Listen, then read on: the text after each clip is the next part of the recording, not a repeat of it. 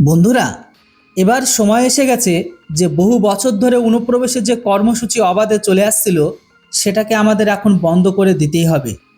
ইতিহাস এই কথার সবচেয়ে বড় আর জ্যান্ত প্রমাণ যে যখনই দেশের গদ্দার অনুপ্রবেশকারী এবং তাদের লালন পালনকারী রাজনৈতিক প্রভুদের মনে হতে শুরু করেছে যে তারা সারা জীবন ভারতের সীমান্তকে এভাবেই ক্ষতবিক্ষত করতে থাকবে, ঠিক তখনই নতুন ভারত তাদের বুকের উপর এমন ইস্পাত কঠিন আঘাত করেছে না যে তাদের ভবিষ্যৎ প্রজন্ম সেই ভয় ভুলতে পারেনি। সেই জন্য এই মুহূর্তে দেখবেন তারা ভারত বিরোধিতা আর মোদিকে ফেলার জন্য তারা উঠে পড়ে লেগেছে। নমস্কার বন্ধুরা, আমি দীপ আর আপনারা দেখছেন আপডেট ইন্ডিয়া বাংলার এক্সক্লুসিভ গ্রাউন্ড জিরো রিপোর্ট। হ্যাঁ, যেটা শুনে গা শিউরে ওঠার বাস্তবতা আর নতুন ভারতের সেই ইস্পাত কঠিন পদক্ষেপ আমি এই মুহূর্তে আপনাদের জানাতে যাচ্ছি, যা শুনে একজন খাঁটি ভারতীয় হিসেবে আপনার বুক গর্বে চড়া হয়ে যাবে। আপনার রক্ত টকবক করে ফুটে উঠবে এবং পরের মুহূর্তে আপনি আনন্দে নেচে উঠবেন।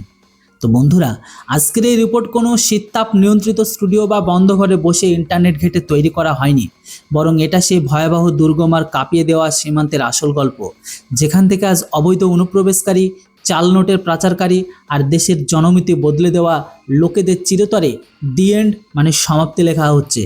আজ আমি আপনাদের বলবো কিভাবে দেশের স্বরাষ্ট্রমন্ত্রী অমিত শাহর এক লৌহকঠিন চক্রব্যূহ সীমান্তের উপরে বসে থাকা শত্রু আর দেশের ভেতরে বসে থাকা তাদের পৃষ্ঠপোষকদের রাতের ঘুমকে হারাম করে দিয়েছে। তবে বন্ধুরা, আপনাদের মনে থাকবে দেশের স্বরাষ্ট্রমন্ত্রী অমিত শাহ সাংসদ থেকে শুরু করে নির্বাচনী জনসভা পর্যন্ত ডঙ্কা বাজে এই হুঙ্কার ছেড়েছিলেন যে তিনি পুরো দেশের 140 কোটি জনতার চোখে দিকে তাকিয়ে পরিষ্কার দ্বার্থহীন ভাষায় বলেছিল যে বাংলার সীমান্ত থেকে অবৈধ অনুপ্রবেশ বন্ধের কাজ একদিনে হয়ে ছাড়বে এবং একজন অনুপ্রবেশকারীও আর ভারতের পবিত্র মাটিতে পা রাখতে পারবে না। কিন্তু আগে আসল কি হতো, একটু সেই তিক্তর ভয়াবহ সত্য গভীরভাবে বুঝুন। স্বাধীনতার পর থেকে কয়েক দশক ধরে আমাদের সীমান্তকে ইচ্ছে করে খোলা রেখে দেওয়া হয়েছিল। আগে সীমান্তে কাঁটাতারের বেড়া দেওয়ার জন্য আমাদের জমিতে আমাদের সেনাবাহিনী ও আমাদের বিএসএফকে রাজ্য সরকারগুলোর পক্ষ থেকে জমি দেওয়া হতো না। নিজেদের নোংরা রাজনৈতিক স্বার্থ চরিতার্থ করার জন্য, একটি বিশেষ ভোট ব্যাংক তোষণ করার জন্য, রাতারাতি তাদের ভুয়া ভোটার আইডি কার্ড তৈরি করার জন্য আর উত্তর পূর্ব রাজ্যগুলোর পাশাপাশি বাংলার ডেমোগ্রাফি বা জনসংখ্যার ভারসাম্য পুরোপুরি বদলে দেওয়ার ভয়ঙ্কর চক্রান্ত সফল করার জন্য শাসক দলের লোকেরা বিএসএফের কাজে বাধা দিত। যখন আমাদের জওয়ানরা নিজেদের দেশে সুরক্ষার জন্য ফেন্সিং বা বেড়া দিতে হতো, তখনই ইচ্ছে করে হট্টগোল করানো হতো। জওয়ানদের লক্ষ্য করে পাথর ছোড়া হতো, ধর্মীয় স্লোগান দেওয়া হতো, যাতে অনুপ্রবেশকারী, গরু পাচারকারী আর ড্রাগ মাফিয়াদের জন্য দরজা সবসময় খোলাই থাকে। এটা সেই সময় ছিল যখন আমাদের সীমান্তকে ভোট তৈরির মেশিন মনে করা হতো। কিন্তু বন্ধুরা, এখন নতুন ভারত, এখানকার খেলা পুরোপুরি এখন বদলে গেছে। দিল্লির গদি থেকে এখন কোনো বাধ্য বা চাপের মুখে কাজ করার সরকার আর বসে নেই। অমিত শাহের সেই দাবি এখন শুধু সরকারি ফাইন বা কাগজে কলমের সীমাবদ্ধ নেই, বরং সরাসরি মাটিতে আগুন ঝরাচ্ছে। যেমনই কেন্দ্রে শক্ত চাবুক চলল আর বাংলায় বিরোধীদের হেভিওয়েটের নেতা শুভেন্দু অধিকারী নিজের কড়া কৌশলগত পদক্ষেপ সামনে বাড়ালো, রাতারাতি পুরো পাশাই যেন পাল্টে গেল।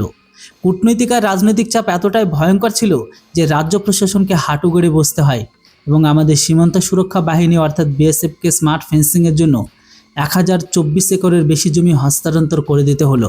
এবং বন্ধুরা, যেমনই বিএসএফের হাতে এই জমি হলো, আমাদের বীর জওয়ানরা 1 সেকেন্ডেরও দেরি না করে ভারত বাংলাদেশ সীমান্তে এই অভেদ্য লৌহদুর্গে পরিণত করা মহা অভিযান যুদ্ধকালীন তৎপরতায় শুরু হয়ে গেছে। আমাদের মেন সমস্যা ছিল জমিকে নিয়ে নয়, বরং জমি হস্তান্তর নিয়ে। কেননা ওয়েস্ট বেঙ্গলের আগে যে সরকার ছিল, সেই সরকারকে একবার নয় হাজারবার বলার পরেও সেই সরকার কিন্তু বিএসএফকে জমি হস্তান্তর করেছিল না। কিন্তু যখনই সরকার পরিবর্তন হলো আর তখনই কিন্তু বিএসএফকেও জমি হস্তান্তর করা হলো।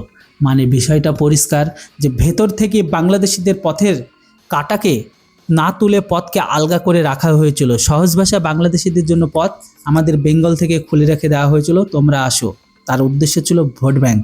তা একবার একটু ভেবে দেখুন, এই বাংলার সেই মুর্শিদাবাদের কথা কল্পনা করুন। হ্যাঁ, সেই মুর্শিদাবাদ যা একসময় অবৈধ অনুপ্রবেশ, গরু পাচার, জাল নোটের কালো কারবার এবং রাষ্ট্রবিরোধী কর্মকাণ্ডের সবচেয়ে কুখ্যাত আর ভয়ঙ্কর আস্তানা হিসেবে বিবেচিত হতো, যেখানে রাতের অন্ধকারে পাচারকারীদের রাজত্ব চলত। আজ সেখানে গ্রাউন্ড জিরোতে কি হচ্ছে, সেখানে এখন 12 ফুট উঁচু স্মার্ট স্টিল ফেন্সিং খাড়া হচ্ছে। এগুলো কোনো সাধারণ লোহা পুরনো জং ধরা তার নয়, যা কোনো পাচারকারী রাতের অন্ধকারে প্লাস দিয়ে কেটে দেবে বা কাটার দিয়ে ভেঙে সেটাকে পার করে নেবে। এটা সেই ইস্পাতের প্রাচীর সেই সিঙ্গেল লেয়ারের আধুনিক স্টিল ফেন্সিং, যা পার হওয়া তো দূরের কথা, যদি কেউ স্পর্শ করার দুঃসাহস করে তবে তার পরিণতি হবে অত্যন্ত ভয়ঙ্কর।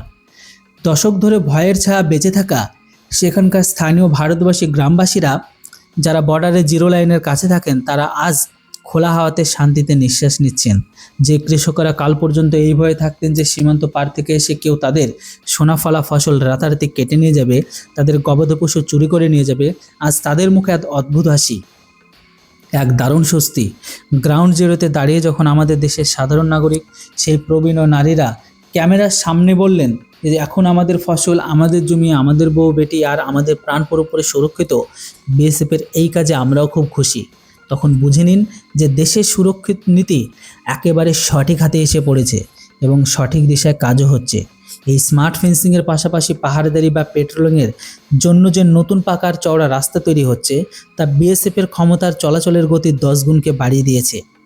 এখন মুর্শিদাবাদের এই বিপজ্জনক সমতল পথ দিয়ে একটি পিঁপড়েও বিএসএফের অনুমতি ছাড়া ভারতে প্রবেশ করতে পারবে না। কিন্তু বন্ধুরা, আসল আর ভয়ঙ্কর চ্যালেঞ্জ শুধু এই সমতল শুকনো এলাকার নয়। এবার একটু চোখ বন্ধ করে বাংলার সুন্দরবনের সেই কাদা জলময়, ভয়ঙ্কর, বিপজ্জনক এবং রহস্য জঙ্গলের কথা কল্পনা করুন, যেখানে বহুদূর পর্যন্ত শুধু হিংস্র ম্যানগ্রোভের জঙ্গল রয়েছে, যেখানে পদে পদে রূপ বদলানো প্রাণঘাতী জোয়ার ভাটা রয়েছে, যেখানে জলে হিংস্র কুমির রয়েছে আর জলের অসংখ্য সরু খাড়ি অর্থাৎ গোলক ধাঁধার মতো খাড়ি রয়েছে। এমন এলাকার যেখানে মাটির কোনো অস্তিত্ব নেই, যেখানে প্রতিদিন প্রতি ঘন্টা জলের স্তর বদলাতে থাকে, সেখানে কাঁটাতারের বেড়া কিভাবে হবে, সেখানে লোহার ভারী ভারী খুঁটি কিভাবে পোতা হবে। তাহলে দশক ধরে এই যে বিপজ্জনক আর জটিল ভৌগোলিক অবস্থানের সুযোগ নিয়ে জেলেদের ছদ্মবেশে লুকিয়ে অনুপ্রবেশকারীরা, হিংস্র পাচারকারীরা জলপথ খুব সহজে ভারতে ঢুকে পড়তো, কিন্তু আমাদের প্রতিরক্ষা কৌশলী, আমাদের সেনাবাহিনী, ইঞ্জিনিয়ার আর নয়াদিল্লিতে বসে থাকা চাণক্যরা কারো এমন পার্লামেন্ট নিখুঁত আর ডিজিটাল সমাধান বের করেছেন যে অনুপ্রবেশকারীদের আত্মাও কেঁপে উঠবে। এই ভয়ঙ্কর জলপথে এখন অনুপ্রবেশকারীদের সাক্ষাৎ কাল হয়ে নেমে এসেছে বিএসএফের ফ্লোটিং বিওপি, অর্থাৎ জলের ওপর ভাসমান অত্যাধুনিক সীমান্ত চৌকি। হ্যাঁ বন্ধুরা, 24 ঘন্টা সপ্তাহে 7 দিনই, চাই রক্ত হিম করা ঠান্ডা হোক বা ভ্যাপসা গরম, চাই মুষলধারে বৃষ্টি হোক বা নিশুতি অন্ধকার রাত, জলের ভয়ঙ্কর ঢেউর মাঝেও আমাদের বিএসএফের এই কমান্ডাররা তাদের আধুনিক ভাসমান বিওপি এবং হাই স্পিড ইন্টারসেপ্টার বোটের সরবরাহ করে এমন করা নজরদারি চালাচ্ছেন যে জলের নিচ দিয়ে যদি কোনো সন্দেহজনক নৌকা বা ডুবুরি বা ভারতীয় সীমান্তে ঢোকার দুঃসাহস করে, তবে তাকে কিন্তু মাঝ সমুদ্রে ধরে ফেলা হয় আর সেখানে তার হিসাব চুকিয়ে দেওয়া হয়।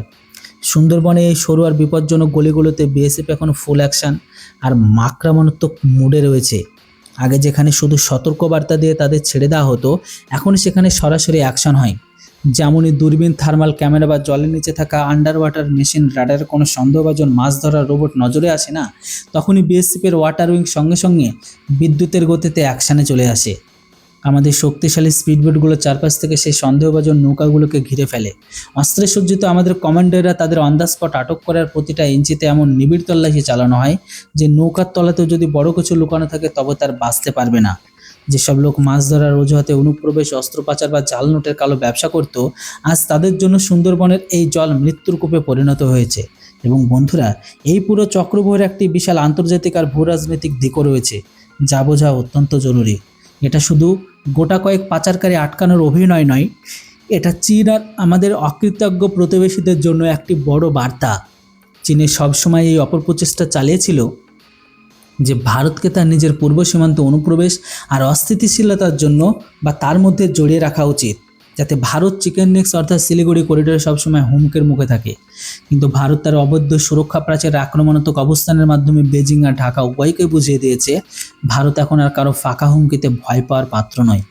আমরা আমাদের সার্বভৌমতার জনমিতি রক্ষার জন্য যে কোনো সীমা পর্যন্ত যেতে পারি।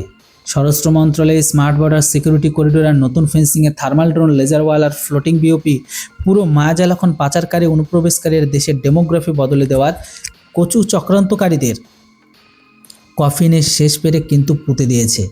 অমিত শাহের ভিশন আর বিএসএফের এই মহা অভিযান দুটি মিলে পুরো বিশ্ব আর দেশের গাদ্দারদের একটি পরিষ্কার আর সোজা ইস্পাত কঠিন বার্তা দিচ্ছে যে ভারতের সীমান্তে অবৈধ অনুপ্রবেশ এখন চিরতরের সমাপ্তি ঘটেছে।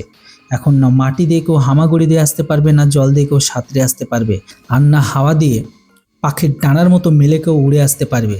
এটা সেই নতুন ভারত যা নিজের সীমান্তকে এখন আর ভোট ব্যাংকের সম্পত্তি নয়, বরং রাষ্ট্রের অখণ্ডতা আর সম্মানের প্রতীক মনে করে।